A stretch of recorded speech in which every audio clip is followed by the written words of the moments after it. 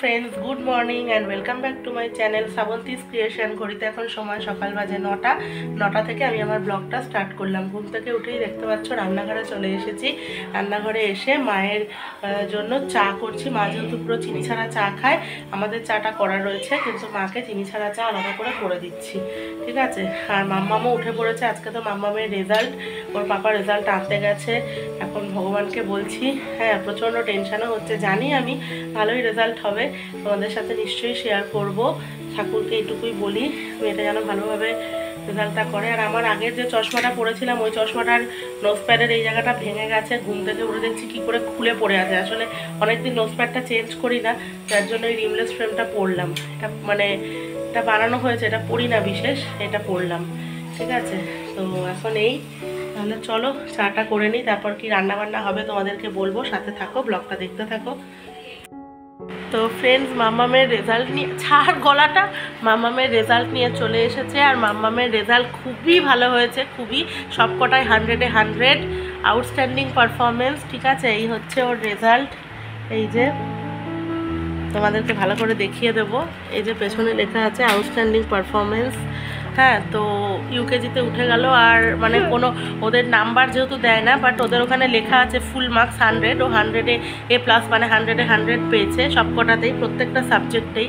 তো আমি তো খুব খুশি মাম্মামের রেজাল্টে। সন্তানের উন্নতিতে মায়ের সবথেকে বেশি আনন্দ লাগে, আর তার সঙ্গে আমার মা, ওর দিদার সবথেকে বেশি আনন্দ। তিয়ানের হচ্ছে যে আনন্দ হচ্ছে, আমাকে দেখো কি করছে, ছাড়।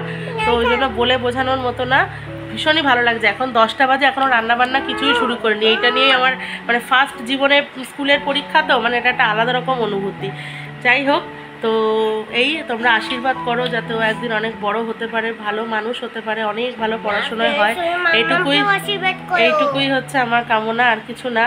তো চলো আপাতত রান্নাবান্না শুরু করি। আর আজকে তো নিরামিষ, হ্যাঁ, তো নিরামিষ মানেই তো জানো আমার ফুলকপি, পনির এগুলো বাঁধা ধরা, তো সেগুলোই রান্না করব আজকে। এখন মা আছে, একটু টুকটাক কেটে দেবে, রান্নাটা বসাবো। তাহলে চলো সাথে থাকো, ব্লগটা দেখতে থাকো। তুমি কতটা খুশি নাতনির জন্য? ভীষণ ভীষণ। মেয়েও ছোটোবেলায় এরকম ফার্স্ট হতো আমার, জানো তো, আমার সব রেজাল্টগুলো ওই বাড়িতে মনে হয় আছে, দাঁড়াও আমি দেখাবো। আমি ছোট থেকে কোনোদিনও আমি ফার্স্ট ছাড়া সেকেন্ড হইনি, কিন্তু আমি সবসময় ফার্স্ট হতাম। শুধু আমার একবার ক্লাস 4-এ জন্ডিস হয়েছিল, তখন আমাকে 4-এ না 3-তে, ক্লাস 3-তে মনে হয়, যাই হোক, তখন আমি একবার থার্ড হয়ে গেছিলাম জন্ডিসের কারণে। আমি খুব কেঁদেছিলাম, মানে আমার সবসময় একটা ছোট থেকে ইয়ে থাকতো যে আমি ফার্স্ট হব, আর কেউ হবে না, এরম। তো মেয়ে যদি সেরম হয়, আমার তো মানে অবভিয়াসলি সেটা খুবই আনন্দ লাগবে। তো আপাতত চলো। আর এই যে পিসিমণিও কাজ করতে চলে এসেছে, পিসি এবার কাজ শুরু করবে। পিসি মানে এসে ঢুকেই পিসি বারান্দার মধ্যে বিড়ালে সব পটি করে রেখেছে, পিসি সব পরিষ্কার করলো, এসে করে বাসন টাসন মেজে এইবার পিসি ঘরের কাজ শুরু করবে। তাহলে চলো আমি যাই, রান্নাও শুরু করি, পরে আবার কথা হবে, সাথে থাকো, ব্লগটা দেখতে থাকো। এখানে দেখো মা সব কেটে দিল আমায় ঝপাঝপ করে। এখানে ফুলকপি আলু কেটে দিয়েছে, আর একটা ফুলকপি আনতে বলেছি, দেখা যাক, তাহলে আরেকটা অ্যাড করে দেবো। এখানে পনিরের আলু কেটে দিয়েছে, এখানে হচ্ছে আদা টমেটো দুটোর মশলা, আর এখানে আমি মুগের ডালটাকে বসিয়ে দিয়েছি সেদ্ধ করতে, আর এখানে বেগুনটা কেটে নুন মিষ্টি মাখিয়ে রেখেছি, ভাজবো, ঠিক আছে। ও একটু আলু ভাজা মা, একটু আলু ভাজা গোল গোল করে, ঠিক আছে। চলো তাহলে, মাম্মাম ওখানে খাবার খাচ্ছে, ঠিক আছে। চলো রান্নাগুলো শুরু করি। তো প্রথমে এখানে দেখো আমি ডালটা আগে করে নিচ্ছি, কারণ মুগের ডালটা আমার সেদ্ধ করে রাখা রয়েছে, ওই জন্য ডালটা আমি আগে করে নিচ্ছি। ডালটা হয়ে গেলে তারপর আলু আর বেগুন ভাজাটা করে নেব। আর মুগের ডালটা এমনি আমি জিরে তেজপাতা ফোড়ন দিয়ে নামানোর আগে একটু ঘি দেবো। আজকে আর আদা টাদা এসব আর দেবো না, এমনি নর্মাল সিম্পলভাবেই করছি ডালটা। আর ডালের সাথে একটু গোল গোল করে আলু ভাজা হবে আর বেগুন ভাজা হবে, ঠিক আছে। তো আলু ভাজাটা যেহেতু ওর বাবা খায় না, বেগুনটা পছন্দ করে না, ওই জন্যই আলু ভাজাটা, আর মাম্মামও আলু ভাজা ভালোবাসে, তাই এখন দেখো আলু ভাজাটা বসিয়ে দিয়েছি। আলুটা ভাজা হয়ে গেলে তারপর বেগুনটা ভাজবো, কারণ বেগুনটা আগে দিলে তেলটা কালো হয়ে যায়। রান্নাটা মা আছে আর কেটে কুটে দিয়েছে বলে আমার চটপট করেই হয়ে যাবে, আর তাড়াতাড়ি করে রান্নাটা না হলে আমাদের আবার বেরোনোর ব্যাপার আছে। খাওয়া দাওয়া করে মাম্মা আর মা একটু যদি রেস্ট নিয়ে তারপর বেরোয়, আমার না ঘুমালেও কোনো প্রবলেম নেই, কিন্তু ওরা একটু ঘুমালে ওদের শরীরটা ভালো লাগবে, এই। আর এখানে এখন আমি ফুলকপিটা ভাজা শুরু করে দিয়েছি। একটাই ফুলকপি আছে, সেটা দিয়েই করলাম, আর কোনো ফুলকপি আনেনি, কারণ বেশি করেও বেশি লাভ নেই, কারণ আমরা তো চলেই যাব, ওই জন্য যেটা আছে সেটা দিয়েই আর কি ঝোলটা করব। ফার্স্টে এক খেপ ভেজে নেব, তারপর আবার আরও আছে সেগুলোও ভেজে নেব, বড়ই ফুলকপিটা। হ্যাঁ, তো এই হচ্ছে। আর এখন দেখো ফুলকপির মশলাটা ভালো করে কষছি। তো ফুলকপির মশলাটা এখানে কষতে থাকুক। এটা কষতে কষতে আমি পনিরটা নিয়ে এসছে, দেখো সেই পনিরটাকে এখন একটু পিস করে কেটে নেব। আর পনির আমি সবসময় একটু গরম জলের মধ্যে দিয়ে দিই, মানে এটা আমি আগে করতাম না, এখন এই বাড়িতে মা দেখি পনির করার পরে একটু গরম জলে বলে একটুখানি দিয়ে হালকা একটু ফুটে উঠলে জলটা ফেলে দিতে, ভেতরে যে নোংরাগুলো থাকে সেগুলো চলে যায়। তো সেটাই আর কি করব। আর এই দোকানের পনিরটা খুবই ভালো, এত ভালো না, খুব মানে খেতেও টেস্ট আছে পনিরটা। তো সেটাই আমি এখন কাটছি। আর মাম্মাম পাশে এসে আমাকে বলছে যে পনির ভাজা হলে খাবে। মাম্মাম আবার পনির ভাজাটা খেতে খুবই ভালোবাসে। হ্যাঁ, তো সেটাই। আর এখানে ফুলকপি ভাজা খাওয়ারও চেষ্টা করছে। আমার দেখো ফুলকপির ঝোল, ফুলকপির তরকারি পুরো রেডি হয়ে গেছে ঘি গরম মশলা দিয়ে। আর এখানে আমি পনিরটা এখন গরম জলে ভাপাতে দিয়েছি, কারণ পনির যখনই রান্না করি আমি গরম জলের মধ্যে একটুখানি ভাপিয়ে নিই। এটা আমার শাশুড়িমাই বলে পনিরের ছানাটাকে একটু উচিত ভাপিয়ে জলে ফেলে দেওয়া, কারণ নোংরাটা থাকলে সেটা চলে যায়। আর ভাত এখানে হয়ে গেছে, উপর দিয়ে দিয়েছি। ঠিক আছে, পনিরটা হলে আমার রান্না সব শেষ। আর এখানে বেগুন ভাজা, আলু ভাজা, আর ওখানে ডাল নিচে হয়ে গেছে সবই। ঠিক আছে, তাহলে চলো এটুকুও করে নিই। আর মা আর মাম্মাম এখন নিচে বসে বসে ওখানে কি করছে দুজন মিলে। ঠিক আছে, তো এই এখন বাদ বাকি এটা তো এটা হয়ে গেলেই এখন আমার রান্না শেষ। আর এখন আমার লাস্ট এই পনিরটাই বাকি আছে। পনিরটা ভাজা শুরু করে দিয়েছি। আর পনিরটা আমি পুরোটাই সাদা তেলেই করি যখনই রান্নাটা করি। আর আজকে স্পেশালি পনিরে কোনো মশলা কিছু দেব না, নর্মাল জিরে আদা শুকনো লঙ্কার পেস্ট যেমন দেয় সেটাই দেবো। আর তার সাথে আমি একটু কাজু বাদামটা অ্যাড করেছি আজকে। হ্যাঁ, একটু কাজু বাদামটা দিলে একটু ফ্লেভারটা ভালো লাগে। আর গরম মশলা, গোটা গরম মশলা ফোড়নে দিয়েছি, আর একটু বেটেও রেখেছি, সেটা ফুলকপিতেও দিয়েছি, পনিরেও দেবো। আর এখানে এখন পনিরের মশলাটা আমার কষা চলছে, তেল প্রায় ছেড়েই এসছে। তাহলে চলো এই রান্নাটা হয়ে গেলে তারপর ওপরে গিয়ে মাম্মামকে স্নান করাবো, তারপর আমিও স্নান করবো। আর পুজোটা আজকে মাই দিয়ে দেবে, তো আমার চাপ নেই কোনো। তাহলে সাথে থাকো আর ব্লগটা দেখতে থাকো। আর আমার ব্লগটা কেমন লাগছে প্লিজ একটুখানি কিন্তু কমেন্ট করে আমাকে অবশ্যই জানিও। ঠিক আছে, তো এখন এই পনিরের ঝোলটা হওয়ার অপেক্ষা, এটা হলে তারপর আমি যেতে পারবো। আর ভাত কিন্তু আমার অলরেডি হয়ে গেছে, তো এটা হলেই এবার চলে যাব। তাহলে সাথে থাকো। হ্যালো ফ্রেন্ডস, ঘড়িতে এখন সময় দুপুর 1:40 বাজে। আর চান করে বেরোলাম আমি, আর মারও হয়ে গেছে স্নান, ওই যে সোফায় বসে মা ঠাকুরটাও দিয়ে দিয়েছে। আর মামামের কয়েকটা জামা কাপড় ছিল ওগুলোও মা কেচে দিল, দিয়ে এখন হচ্ছে ওদের দুজনকে খাওয়াতে যাব। এই যে মামামের চুলে আজকে শ্যাম্পু করিয়ে দিলাম, এই কদিন করানো হয়নি, করিয়ে দিলাম। আর এখন খাইয়ে ও মাকেও খেতে দেবো, ওকেও খাওয়াবো, খাইয়ে টাইয়ে তারপর ইচ্ছা আছে 5:28-এর যে ট্রেনটা আছে রানাঘাট লোকাল, ওটাতেই যাব। ঠিক আছে, চলো তাহলে খাওয়া দাওয়ার পর্বটা কমপ্লিট করি, তারপর বেরোনোর সময় তোমাদের সাথে আবার কথা হবে, সাথে থাকো। আর আমার মুখটা ক্যামেরার সামনে আনতেই এখন আমার অসহ্য লাগছে। দেখো গালে কি হয়েছে, দেখো 1, 2, 3, এখানে একটা, কতগুলো এইগুলো আগে বেরিয়েছিল, কমে গেছে, এই দুটো নতুন। এত কেন বেরোচ্ছে, ঠোঁটের এখানে এই যে হয়েছিল, এত কেন মুখে বেরোচ্ছে আমি বুঝতেই পারছি না। যাই হোক, এখন দুজনের আদরের পর্ব চলছে। আর ওদিকে পাখিগুলোকে দেখিয়ে দিই, দুটো বাচ্চা বেশ বড় বড় হয়েছে, ওই খাঁচার ভেতরে রয়েছে বলে তোমাদের দেখাতে পাচ্ছি না। আর এখানে দেখো এখন কত ডাকছে। কি হয়েছে, কি হয়েছে? এখন চুপ করে গেছে। দুটো বাচ্চা বেশ বড় বড় হয়েছে। হ্যাঁ, আজকে দেখলাম বেশ বড় বড় হয়ে গেছে। হ্যাঁ, আচ্ছা চলো তাহলে পরে কথা হবে, আবার সাথে থাকো। হ্যালো ফ্রেন্ডস, ঘড়িতে এখন সময় বিকাল বাজে 5:40। আর রেডি হয়ে গেছি, 5:28-এ যাবো বলেছিলাম, কিন্তু 5:28-এ ট্রেনটা গেলাম না, একটু দেরি করেই বেরোলাম, অত তাড়াতাড়ি করে। এখনও বাইরে আলো রয়েছে। আর এদিকে গুড়গুড়িও রেডি হয়ে গেছে, লিপ গ্লস। ওদিকে মাও দেখো একদম ফুল রেডি। ঠিক আছে, তো এবার আমরা বেরোবো দুক্কা দুক্কা করে। তোমাদের সাথে পরে আবার কথা বলবো। ঠিক আছে, তাহলে আর কি, চলো সাথে থাকো, ব্লগটাও দেখতে থাকো, যেও না কেউ, পরে আবার কথা হচ্ছে। ঠিক আছে, স্টেশনে যাওয়ার পথে এখানে দুর্গাদাস পার্ক বলে যে জায়গাটা আছে সেখানটায় মেলা বসেছে দেখলাম।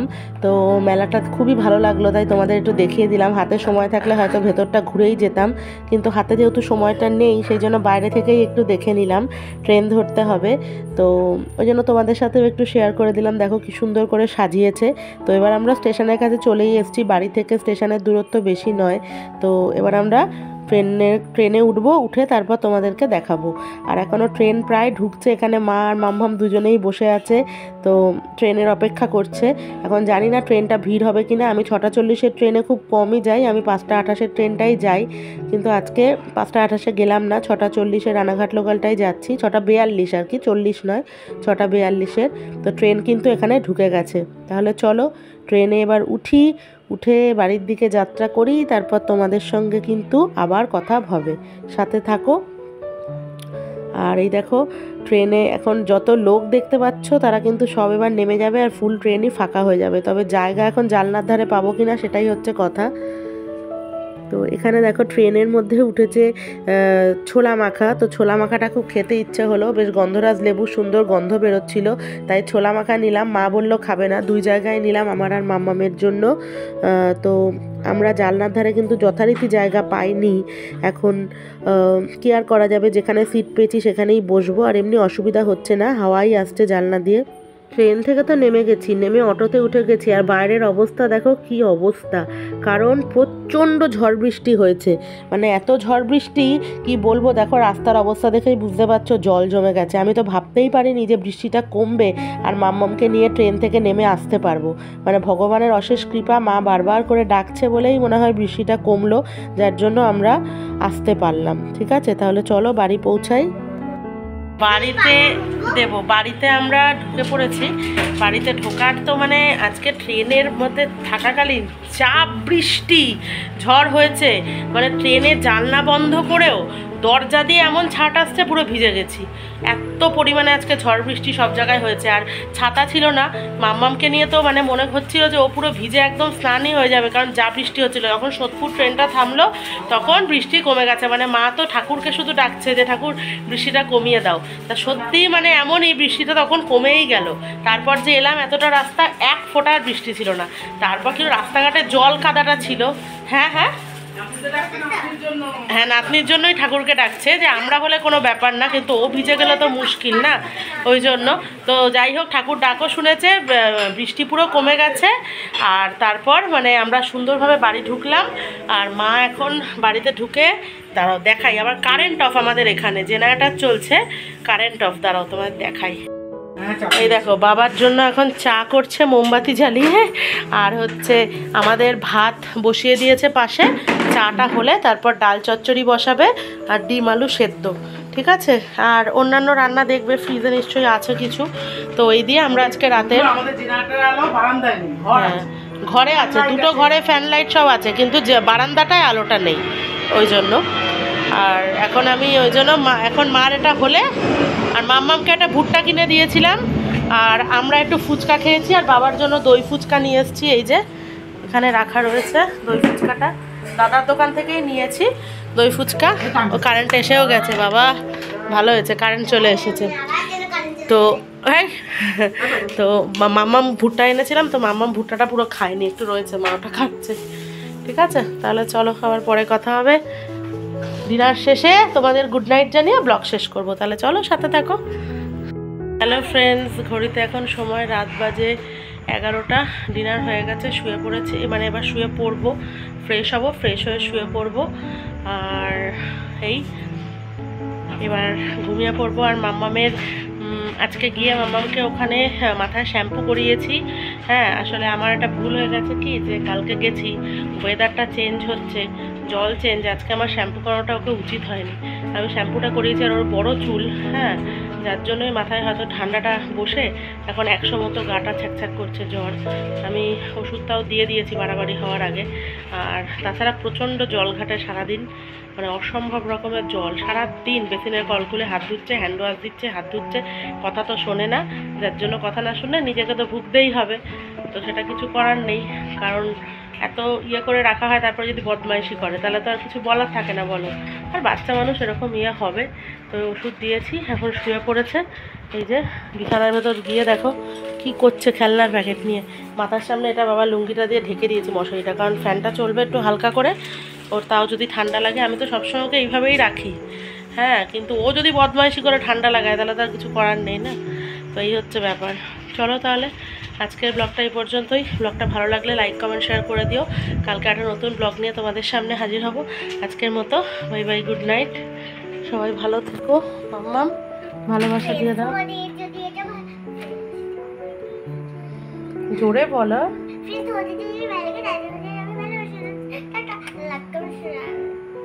বলো তাহলে ওটাই বলবে, ঠিক আছে।